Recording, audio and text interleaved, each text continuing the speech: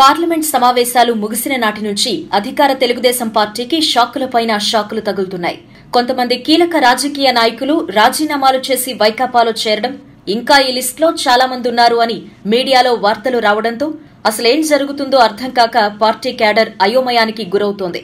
ఈ పరంపరలో మొదటిగా చీరాల ఎమ్మెల్యే ఆమంచి కృష్ణమోహన్ వైకాపాలో చేరడమే కాక చేరే ముందు తూర్పు గోదావరి ముఖ్య నాయకుడు తోట త్రిమూర్తులను కలిసి చర్చలు జరిపారు. దాంతో తోట కూడా వైకాపాలోకి వెళ్తారు అన్న వార్తలొచ్చాయి.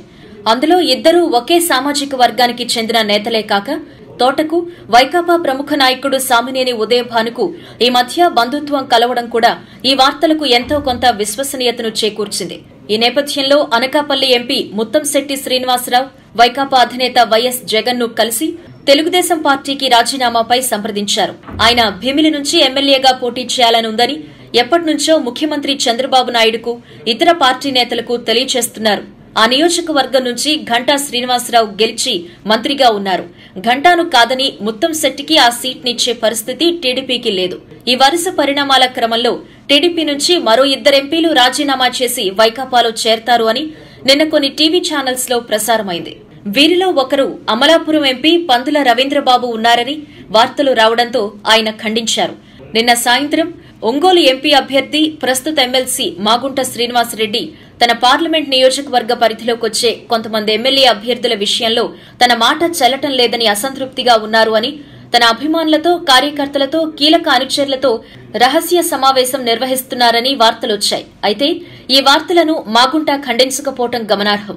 ఇక తాజాగా వచ్చిన వార్తల ప్రకారం తెలుగుదేశం పార్టీకి కీలక పార్లమెంట్ నియోజకవర్గమైన విజయవాడ నుంచి ఆ పార్టీ నాయకత్వానికి ఎప్పటినుంచో అత్యంత సన్నిహితులైన విజయ ఎలక్ట్రికల్స్ అధినేత దాసరి జయరమేష్ పోటీ చేయబోతున్నారు అని.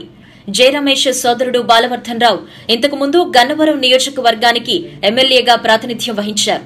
జయరమేష్ 1999లో తెలుగుదేశం పార్టీ తరపున ఎంపీగా పోటీ చేసి కాంగ్రెస్ సీనియర్ నాయకుడు పర్వతనేని ఉపేంద్ర చేతిలో ఓడిపోయారు. జయరమేష్ కేవలం ఎన్నికల సమయంలోనే రాజకీయాల్లో క్రియాశీలకం అవుతారనే ఆరోపణలున్నాయి. అయితే వైకాపాకు విజయవాడ స్థానంకు ప్రస్తుత ఎంపీ కేశినేని నానిని ఎదుర్కోవడానికి సరైన అభ్యర్థి లేకపోవడంతో ఆర్థికంగా నానిని తట్టుకోగలరు అన్న ఆలోచనతో వైకాపా నాయకులు జయరమేష్ ను సంప్రదించారు అని, విజయ డైరీ చైర్మన్ పదవి విషయం, ఇతర అంశాలలో ఈ మధ్య తెలుగుదేశం నాయకత్వానికి దాసరి కుటుంబానికి మధ్య కొంత గ్యాప్ వచ్చిన నేపథ్యంలో జయరమేష్ కూడా ఈ అంశాన్ని సీరియస్ గా తీసుకున్నారు అని, ఆయన వైఎస్ జగన్ ను కలిసి తన నిర్ణయాన్ని ప్రకటిస్తారు అని తెలుస్తోంది. ఈ వీడియో మీకు నచ్చినట్టయితే లైక్ చేయండి, షేర్ చేయండి. మరిన్ని ఇంట్రెస్టింగ్ వీడియోస్ చూడడానికి మా ఛానల్ కు తప్పక సబ్స్క్రైబ్ అవ్వండి.